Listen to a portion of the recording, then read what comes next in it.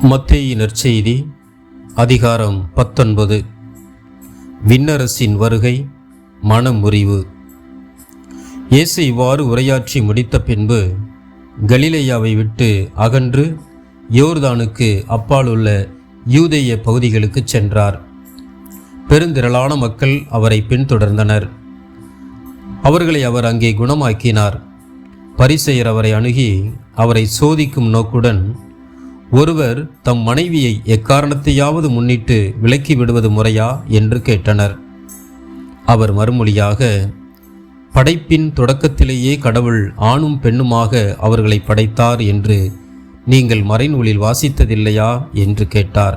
மேலும் அவர், இதனால் கணவன் தன் தாய் தந்தையை விட்டுவிட்டு தன் மனைவியுடன் ஒன்றித்திருப்பான், இருவரும் ஒரே உடலாயிருப்பர், இனி அவர்கள் இருவரல்ல ஒரே உடல், எனவே கடவுள் இணைத்ததை மனிதர் பிரிக்காதிருக்கட்டும் என்றார். அவர்கள் அவரை பார்த்து, அப்படியானால் மணவிலக்கு சான்றிதழை கொடுத்து மனைவியை விலக்கிவிடலாம் என்று மோசே கட்டளையிட்டது ஏன் என்றார்கள். அதற்கு அவர், உங்கள் கடின உள்ளத்தின் பொருட்டே உங்கள் மனைவியரை விலக்கிவிடலாம் என்று மோசே உங்களுக்கு அனுமதி அளித்தார். ஆனால் தொடக்கம் முதல் அவ்வாறு இல்லை.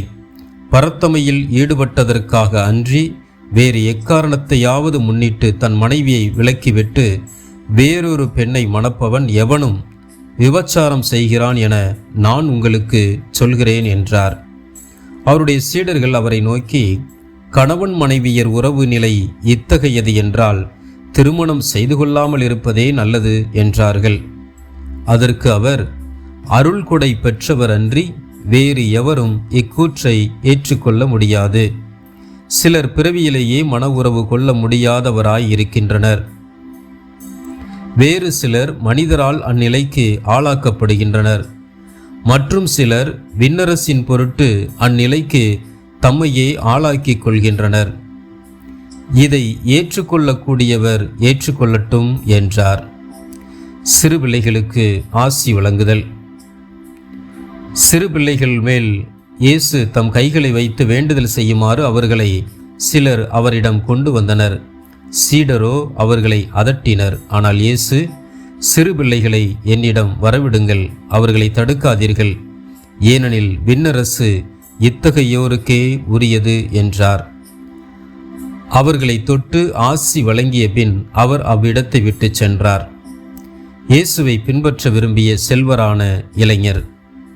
அப்பொழுது ஒருவர் இயேசுவிடம் வந்து, போதகரே, நிலை வாழ்வை பெற்றுக்கொள்வதற்கு நான் என்ன நன்மை செய்ய வேண்டும் என்று கேட்டார்.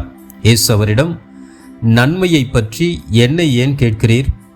நல்லவர் ஒருவரே, நீர் வாழ்வடைய விரும்பினால் கட்டளைகளை கடைப்பிடியும் என்றார்.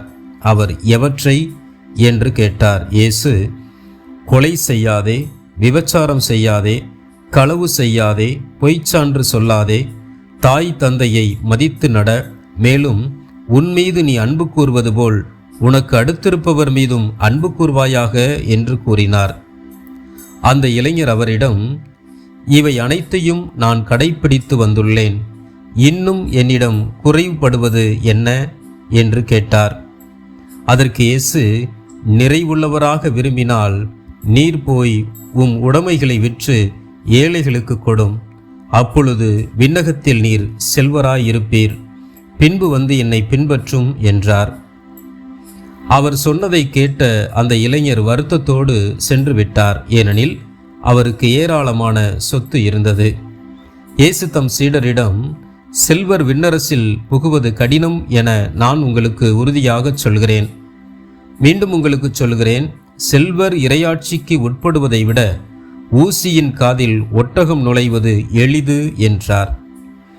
சீடர்கள் இதை கேட்டு, அப்படியானால் யார்தாம் மீட்பு பெற முடியும் என்று கூறி மிகவும் வியப்படைந்தார்கள்.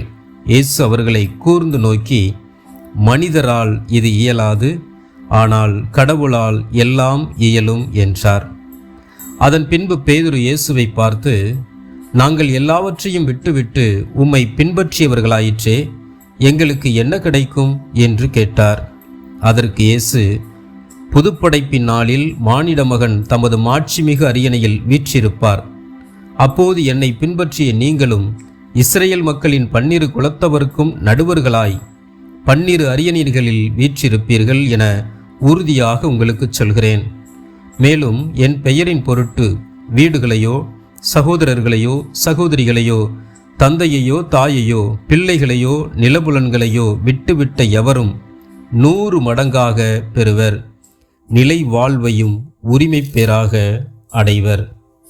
ஆனால் முதன்மையானோர் பலர் கடைசியாவர், கடைசியானோர் பலர் முதன்மையாவர் என்று அவர்களிடம் கூறினார்.